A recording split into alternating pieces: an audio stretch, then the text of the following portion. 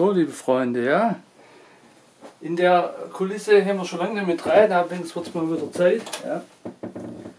Und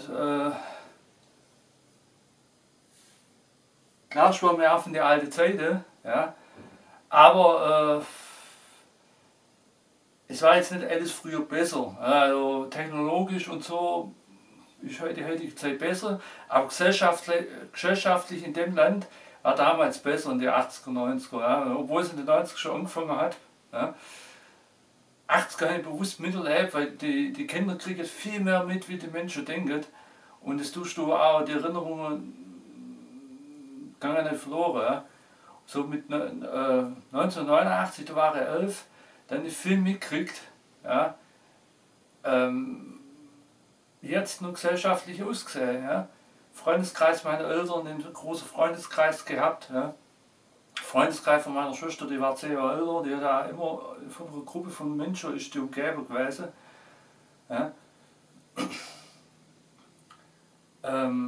Gut, ich habe auch einen großen Freundeskreis aktuell, ja. Aber man hat halt damals mitgekriegt, dass das halt die Menschen in viel mehr zusammengehalten und die waren viel mehr miteinander und nicht sich auch auf ihre Tätigkeit konzentriert. Ja, denen war es egal, was der andere negative möchte, so Hauptsache sie kriegt ihre Sache gebacken. Ja. Und das war halt eine ganz andere Struktur. Ja. Also, jetzt siehst du auch viele Leute alt umeinander laufen, denen gar keine Kontakte gibt, stellerweise auch. Dann jeder gegen jeden heutzutage. Ja.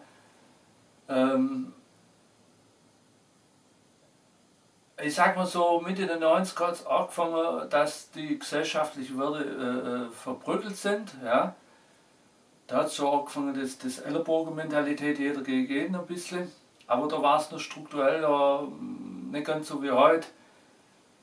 Da hast du, da haben sie immer noch mehr zusammengehalten. Aber ab Mitte der 90er, von Jahr zu Jahr bis heute, ist das dann immer schlimmer geworden. Ja. Mitte hat dann gleich auf das WT gekommen, ja. Was mir da der Vladimir der Schreckliche gesagt hat, was mir der Vladimir der Schreckliche gesagt hat, aber 1996, da haben wir mit der Berufsschule zum Beispiel eine Fahrradtour nach Ungarn gemacht. Das war schon eine heftige Tour. Habe ja noch Leistungsurkunde davor. Ja.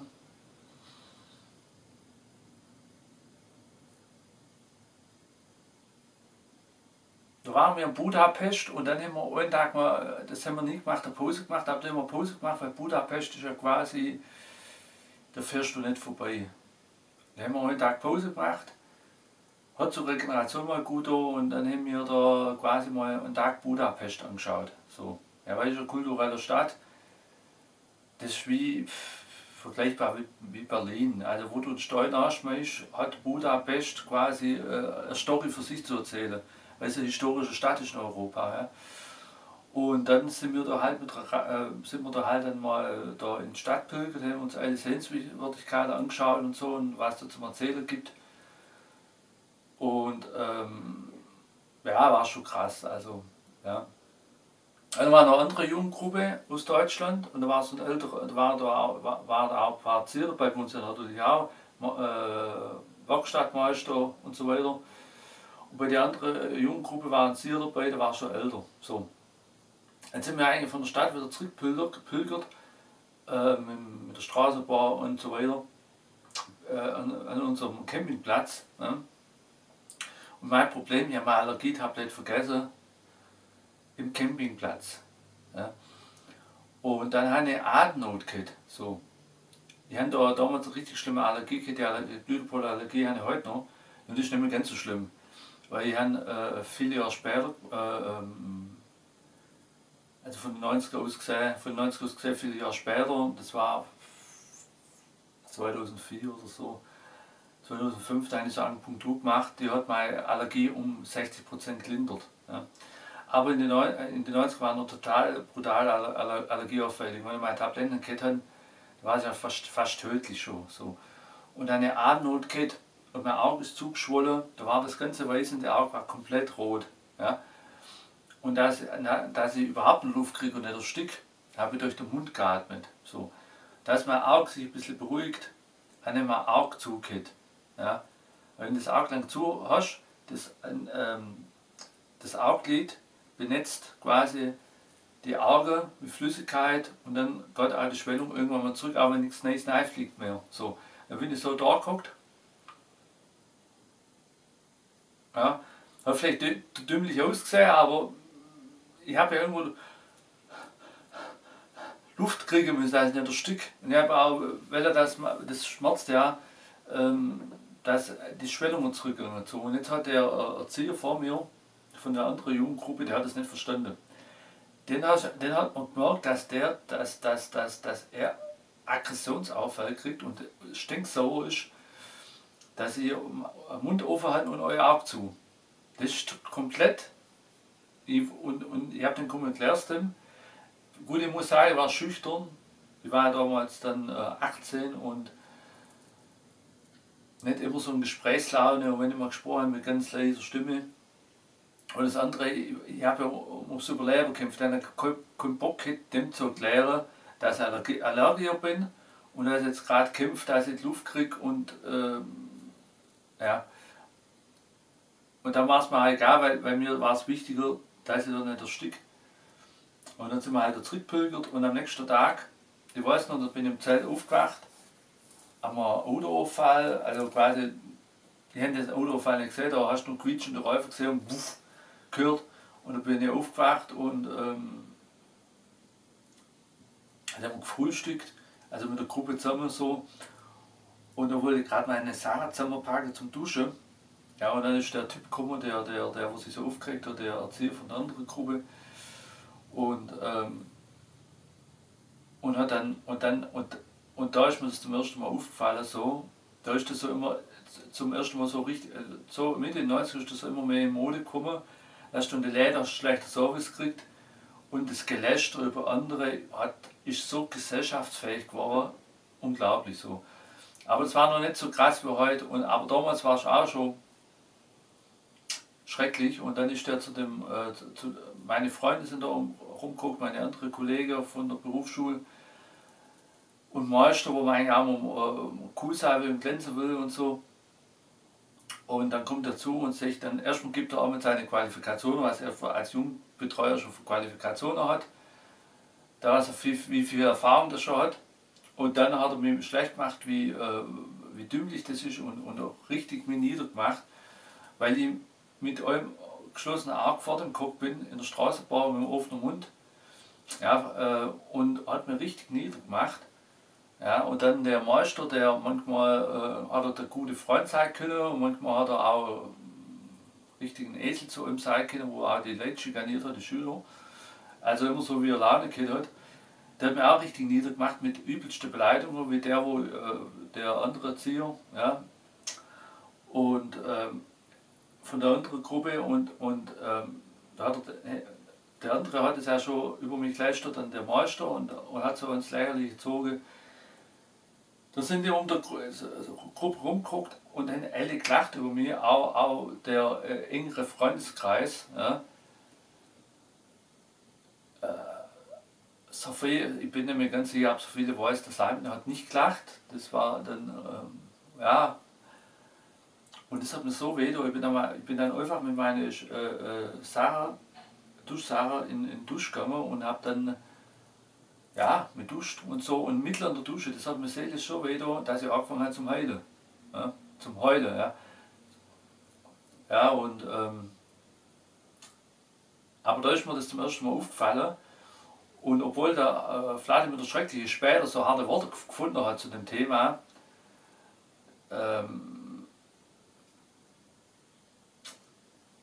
und der eigentlich den Punkt auch recht gehabt hat, ja, weil der so Sachen erkannt hat, gesellschaftlich,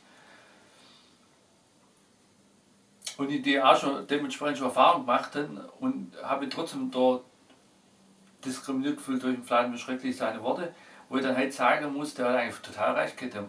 Ja. Gut, ich bin auch 96 bin ja ins WT gegangen. Ich sage immer so pauschal, ja, der Vladimir Schreck war mein erster Sifu. Ja, im Wing Chun war der erste Sifu, also und habe ja davor schon andere Kampfstile gemacht. Der allererste Trainer war im Karate, der Sensei. Dann habe ich japanisch Jiu-Jitsu gemacht und einmal mit Taekwondo habe ich durch die Berufsschule Erfahrung gesammelt können. Und da bin ich ja so ins WT reingekommen. Und man hat ja aufgehört, dass, und eigentlich ist bekannt, dass im WT auch schwarze Schafe gäbe, er hat harte Trainer. Ja. Und einer von den schwarzen Schafen, wenn man so nennen will, hat ich gehabt. Der hat quasi Leute trainiert wie ein Kampfhund. Ja. Aber er hat einem auch ganz viel Positives mitgegeben, an Lebensphilosophie, wie man es später auf der Straße überlebt. Ja. Muss man auch sagen, aber der war schon heftig. Also, ja, ja, du bist also Regler, du musst lernen du musst kämpfen zu lernen ohne Regler, auf der Straße gibt es keine Regler. Ja. Lass die Turnier kacke, in den Turnieren geht es um Punkte, aber auf der Straße geht es ums Überleben und man macht Wing Chun. Und Wing Chun ist eine reine Kampfkunst, um auf der Straße sich selber zu verteidigen. Das war so das Konzept von ihm. Ja, ich weiß noch, wo ich dann erstmal Probe gemacht habe, da waren ganz viele Schüler bei dem und dann so eine kleine Gruppe, die Mitprobe gemacht hat. Da hat einer dann die Frage zum Vladimir gestellt, ja, wie effektiv ist denn eigentlich Wing Chun, wenn es drauf ankommt? Ja? Der Vladimir schrecklich bricht im Nas. Ich habe jetzt nur schmunzeln müssen, weil die Figur da weggehauen hat von dem Stapel. Die Figuren kommen eh mal weg, weil da muss ich erstmal wieder Stab wischen und dann will ich mal eine andere Dekoration mit nachbauen und dann können sie mal wieder kommen, die He-Man-Figuren. Aber das ist mal wieder ein anderes Thema. Auf jeden Fall hat er, das war 96 meine erste Probe, da hat der gefragt, ja, wie effektiv ist das, wenn es drauf ankommt. Der Vladimir schrecklich bricht im Nas und sagt, wie war das jetzt uneffektiv? Hätte man auch mit einer normalen Antwort beantworten können, ohne jemand die Nase zu brechen. Dann ist der rausgelaufen mit der Gruppe, den dann sich um den kümmert, der verletzt war und sind ganz wenig standen geblieben. Ich glaube nur so 2, 3 Stück. Und weil ich noch jung war und unerfahren bin, ich einfach auch mit standen geblieben und haben dann mittrainiert. Dann hat er gesagt, gut, die, die jetzt gegangen sind, jetzt Pech gehabt und die, die geblieben sind, denen bringe ich weiter was bei. So, ja. Und der war schon heftig, weil der hat dann gesagt, Schmerz ist der beste Lehrmeister. Stimmt ja zu einem gewissen Winkel, aber ich muss ja nicht die Leute kaputt schlagen. Ja.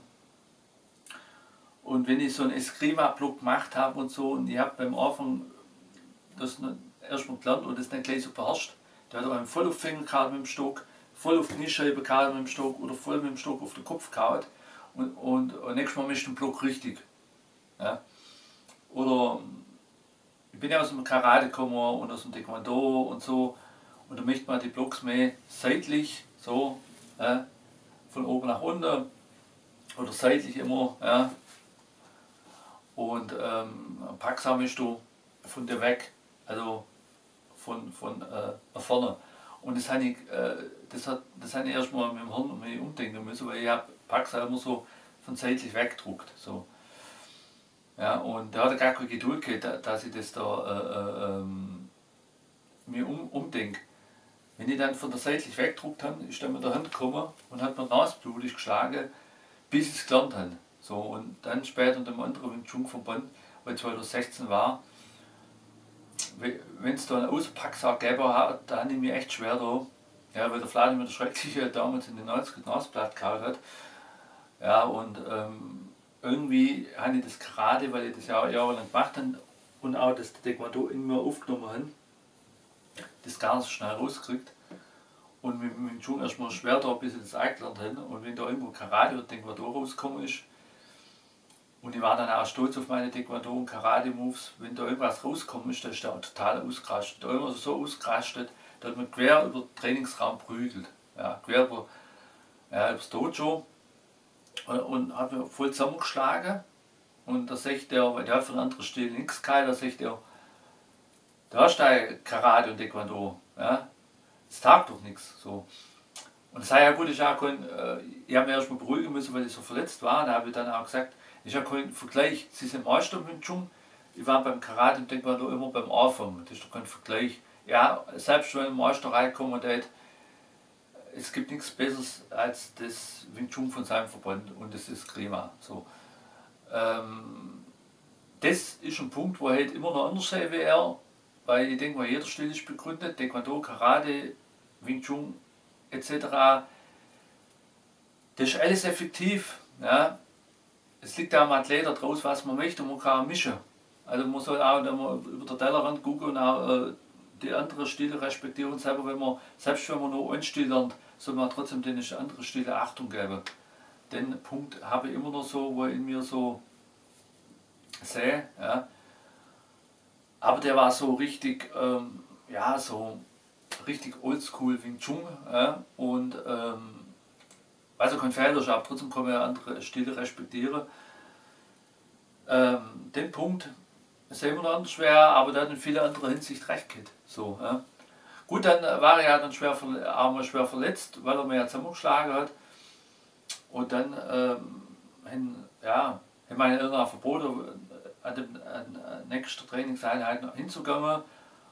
Und dann habe ich gesagt, ich möchte noch. Dann war sie so, wenn ich gesagt ja, wir fahren nicht nach. Dann gehst du selber noch, nö, du bleibst jetzt da, du bist verletzt genug. Dann bin ich heimlich nachgegangen und dann bin ich aber auch 15 Minuten später reingekommen und habe den Krieg Ärger, weil ich spät reingekommen bin und habe gehofft, dann gibt es nicht so viele Schläge. Und dann war ich ganz verwundert, als ich da reingekommen bin, weil die meisten, die so von ihm zusammengeschlagen waren, sind von Vladimir Schrecklich, sind einfach nicht ins Training gekommen. Er war halt ehrgeizig, Kung Fu zu lernen, also den Kung Fu-Stil, bin halt noch mal gekommen. Und dann auf einmal hat der Vladimir mich gelobt und alle Beifall klatscht. Und da war der Vladimir dann human und hat gesagt, okay, du tust an dem Tag, möchtest du nur Formtraining, so. Ja. Und der Vladimir, der Schreckliche, der war ja wie eine Vaterfigur. Man hat ja dann auch Ehre machen wollen, man hat sich verbessern wollen, man hat das lernen wollen.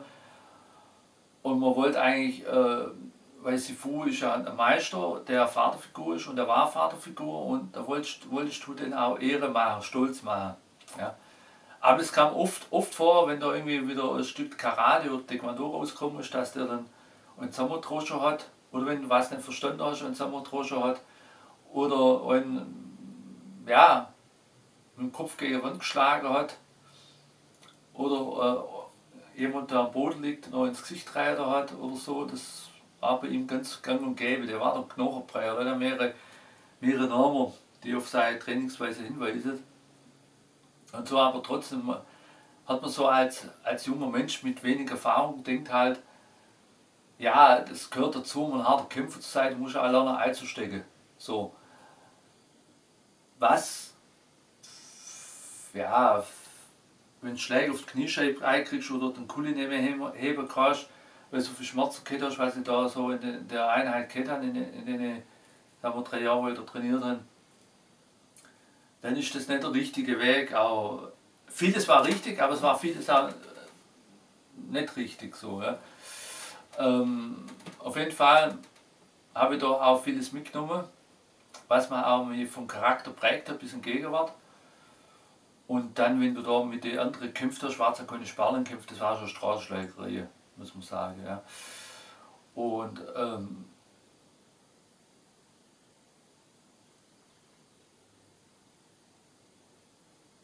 das war so ein Punkt. Da war so ein Typ, der gegen den hat jeden Kampf verloren. So. Aber irgendwann hat er seine Schwäche herausgefunden und irgendwann hat er gegen den Bodenkampf geht. Das war die zweitletzte Trainingseinheit. Das kann ich dann irgendwann mal genauer erläutern. Nochmal.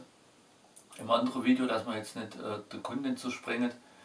Und dann mit dem Bodenkampf geht, da habe ich das japanische Jiu-Jitsu eingesetzt. Ja, und der hat immer zwischen seinen nächsten Technikern hat er gestockt. Das war dann immer so ein bisschen seine Schwäche. Und dann haben wir mit japanischen Jiu-Jitsu den am Boden ziemlich den platt gemacht. Ja, und der war ziemlich weit, der war ja schon kurz davor, um Trainer zu werden. Und ich wollte Vladimir stolz machen. Und der Vladimir hat sich gegen mich gewandt und hat es gehasst, dass sein Schüler mit der Wing Chun Bodenkampftechnik nicht weitergekommen ist und hat sich eingemischt im Kampf und sagt, das darf nicht sein, das mich jetzt so, das mich jetzt so, das mich jetzt so. Ja, und ich war sprachlos, dass der quasi gegen mich war und ich wollte ja der Vladimir der schreckliche Stolz machen, indem ich jetzt den Kollegen platt mache. So. Und dann hat er immer mehr gesagt, dass er da andere Techniker einsetzt, nur keine Jumbo oder Kampftechniker, obwohl die auch genial sind. Aber dann halt, da hat er halt eine andere mehr Erfahrung gehabt und ich wollte halt überraschen mit japanischen Jiu-Jitsu. Plötzlich steht der Vladimir schrecklich hinter mir, so, also sein Arm so, und sagt, ihr wagt, was für Kampftechniker möchtest du? Ich wird nur Wing Chun eingesetzt. Ja? Und ich breche das gleich, das Knick. Ja? Und ich habe noch Angst gehabt, ich bin weiß angelaufen, da sind die Schüler und rumgesprungen und sagen, machen Sie das nicht, dann können Sie uns ja nicht mehr trainieren. Ja? Sie kommen dann, ja. Und ich habe dann auch bettelt um mein Leben, dass der mir da, die haben gesagt, ich mache das nicht mehr wieder, ich will in Zukunft noch Wing Chun machen, lassen Sie mich bitte los. Ich hatte halt da richtig Angst gehabt um mein Leben. Und dann hast du gemerkt, der ist da irgendwie klar in der Birne geworden und hat dann auch losgelassen. Aber in dem Moment, wo ich da drin war, habe ich noch Angst gehabt um mein Leben. So, und ja, die anderen Schüler haben dann abends gesagt, ja, hören Sie auf, Sie kommen in den Knast und dann haben wir keinen Lehrer mehr und so. Ja. Und da hat er echt, weil der hat echt mal so einen Ausraster gehabt, dass er nämlich bei Sinne war und weil der auch als Schüler noch sogar noch extremer trainiert worden ist früher. Aber der hat auch mir Sachen beigebracht, wo es mir mal irgendwie Überleben sichert. Also andere Sachen, wo man irgendwie Überleben sichert. Andere Situationen, wo es gesagt hat, eine Messerabwehr ist schwierig. Wenn ihr abhauen könnt von einem Messer, haut ab. Ja? Und da gab es einige Situationen, wo die Aussage mein Lehrer gerettet hat, weil da gab es auch Karate-Lehrer Anfang der 90er. Also gab es Karate-Lehrer, die gesagt haben, du kannst ein Messer dann so abwehren. Ja? Dann hast du einen Schnitt am Arm, aber besser mit dem Kopf oder am Körper. Ja, aber der Messerstecher hört ja nicht auf. Selbst wenn das funktionieren tät und der Block und der Stich geht nicht früher rein und der mir am Arm schneidet, der hört ja nicht auf, der sticht ja weiter. So, von daher, die Aussage von Vladimir Schreckler war halt schon realitätsnah, wie das, was man die Karate-Senseis gesagt haben, obwohl Karate auch effektiv ist. Und die Aussage, ja, die hat mir schon SV-mäßig geholfen. Und, oder auch so Sachen, wo ich dann jahrelang immer mit diskriminiert gefühlt habe, obwohl er eigentlich der Vladimir Schreckliche gesagt hat, wie es eigentlich der das meint, dass er nicht Deutschland damit meint, nicht die Deutsche meint, sondern die Wegwerfgesellschaft in kapitalistischer Struktur, wenn er gesagt hat, modern mitteleuropäische Dümmlichkeit, dann hat er die heutige Wegwerfgesellschaft gemeint, die schon in den 90er so man gemerkt hat, der Ellenbogen, Mentalität und so weiter. Und so, wo der gesagt hat, ja, den Marktplatz, die laufen dann nicht so aneinander vorbei. Und wenn man so ein bisschen an die Schulter rammt, das möchte ja nichts. Die laufen Slaloms an einem vorbei. Und das haben ja damals in den 90er beobachtet, am Marktplatz, die laufen Slalom an einem vorbei oder Versicherungen, man zahlt Versicherungen und dann, wenn sie brauchst, dann streitet sie sich und versuchen sich rauszuwenden, dass sie nicht zahlen müssen. Das gibt es ja auch oft. Aber natürlich, wenn ihnen schade ist und man ist versichert, ist immer der beste Fall. Aber dort auch die Gesellschaft mal, wie die heutzutage gegeneinander sind. So. Und ich habe mich halt diskriminiert gefühlt, oft trotzdem irgendwie, obwohl ich verstanden habe, wie er es gemeint hat. Und aber man hat ja jahrelang mitgekriegt, wie die Gesellschaft so gegeneinander ist. Und als jetzt 2023 richtig ein Shitstorm gegen mich reingekommen ist, da hat es mir einen Klick gemacht, dass ich denke, da hat er recht. Ja, gibt ja alle YouTube-Aufnahmen, wo in dem Zitat widersprochen haben. Aber seit 2023 muss ich sagen, manchmal dauert es länger, wie es auch bei mir klickert, dort recht mit der Aussage. Ja, wie die heutzutage drauf sind und so und versucht, einen niederzumachen oder eine Lüge zu erzählen oder in der Gruppe sich über einen lustig zu machen. Und es gibt es auch in so vielen Ebenen, nicht nur im Internet, sondern in Schulen, in Arbeitsplätzen, in Vereinen, wie die Menschen sich gegenseitig im Weg umstellen und das Leben schwer machen. Ja. Dass überhaupt, dann wird irgendwas behauptet, was nicht stimmt und dann Und dann baut sich da eine kleine Gruppe drauf auf. Die sind nicht mehr überzeugt für den Blödsinn, was sie da sagen, sondern die haben nur Spaß, wenn einer einen Zählerschmerz hat. Und dann, wenn so eine kleine Gruppe behauptet, dann kommen da Mitläufer, die da mitmachen, und dann kommen andere, die sagen, ja gut, wenn es die behauptet, muss ja stimmen. Und dann, bevor sie die Person überhaupt persönlich kennenlernen, wenn sie feststellen, okay, das stimmt nicht, der fängt so an, wie, das ist ein Lügner, oder der baut nur Scheiße, oder der, was gibt es noch für komische Aussagen, der ist cringe, oder der ist ein Assi, oder was auch immer. Ja, das stimmt es gar nicht, aber es wurde halt einfach mal in den Raum geschmissen. So, ja. Und deswegen, durch die Aussage von Wladimir Schreckliche, kann ich auch cool da hocken und sagen, man weiß ja, aus woher das herkommt. Ja. Aus der Wegwerfgesellschaft. Ja. Modern mitteleuropäische Dümmlichkeit, hat der Wladimir Schrecklich gesagt. Der hätte bis jetzt anders ausdrucken, aber im Grundkern der Aussage hat er schon recht. Und so, wenn er so die Menschen in der Wegwerfgesellschaft so meint, weil sie ja, die möchte das, was sie weitergeben, möchte sie an sich selber nicht haben. Ja? Und da habe ich ein paar Beispiele genannt, jetzt gerade habe ich mal ein paar Beispiele aufgeschrieben. Ja.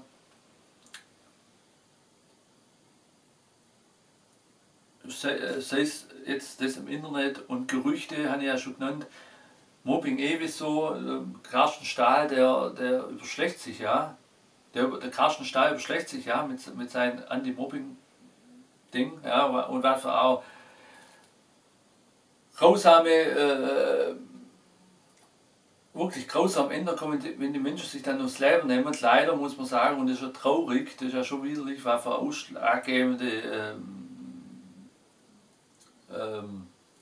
ausschlaggebende Ergebnisse da rauskommen. Ja. Und das heißt, haltet doch lieber zusammen und nicht gegeneinander. Ja. Oder das war ja auch schon bei einer großen Firma, wo ich quasi dann auch als Zeitarbeiter tätig war, wo die Menschen so viel verdient haben. Da gibt es so viele Beispiele, wo ich dann nennen kann. Da bin ich in Halle gekommen, ich habe als Kind im Kopf gehabt, wenn du irgendwo reinkommst, grüß als erstes, und dann habe ich gegrüßt, weil mir mal einer entgegengekommen ist. Und der hat nie Hallo gesagt, nie Guten Morgen, nichts. Und dann bin ich immer wieder, habe dem vielleicht zu leise gesprochen, da hat er nicht gehört, waren Gedanken, und hat das immer gemacht, und bis er gesagt hat, komm mal her, mal. Mit so einem hergelaufen, habe ihm vielleicht so ein Lied im Hand gegeben. So. Und dann komme ich her und sage, ja, Guten Morgen. Und der gibt mir die Hand nicht, der guckt mich ganz erschüttert an und guckt so und sagt zu mir, du brauchst mich nicht grüßen. Oder ne, ja, der hat gesagt, du kannst sagen, was zu mir, du brauchst mich nicht grüßen, ich grüße dich nicht. Ich gebe dir auch keine Hand, sagt er zu mir. Ich bin Festangestellter. Ich habe nicht nötig, einen Zeitarbeiter zu grüßen oder ihm die Hand zu geben. Ja? Ich bin Festangestellter, ich bin mehr wert wie du, sagt er zu mir. Ja? Oder muss man auf Kamera gucken, ob der hat mal läuft, ob er Kniescheibe genagelt.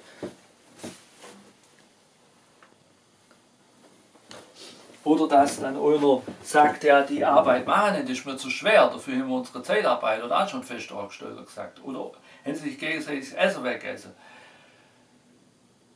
Dann dann bietet dem Festangestellter von mir Festsparen, das guckt er das an und sagt, das esse ich nicht als Festangestellter. Dann läuft er weg. Dann sagt er zu einem anderen Kollegen, wie hat er das gemeint, er sagt, guck mal, was du auf dem Teller hast. Ein Salamibrot mit Butter und ein bisschen Gurke drauf. Das essen wir doch als Festangestellte nicht, was du als Zeitarbeiter ist. So. Und das ist mitteleuropäische Dummheit. Ja? Dümmlichkeit, also muss ich so sagen, also damit ist halt, das ist Spiefke-mäßig. Ja? Ja? So arrogant zu sein und schnippisch zu sein und spielt doch keine Rolle, ob man Zeitarbeit ist, Festangestellter ist halt das Schicksal, wir sind noch alle Menschen. Und selbst ein Festangestellter, der kann auf einmal auch Zeitarbeiter sein und da will er doch auch als gleichwertig behandelt werden. Ja? Und auch gerade so, wenn sie in der Gruppe über jemanden lästert, der ist ja so armselig, ja, Schlimmste, was behauptet wurde, ist, ich hätte meine Frau geschlagen und deswegen ist die Scheidung gekommen. Das habe ich nie gemacht. Nie gemacht. Aber mit der Behauptung hat man mich verletzt. Ja. Ja, also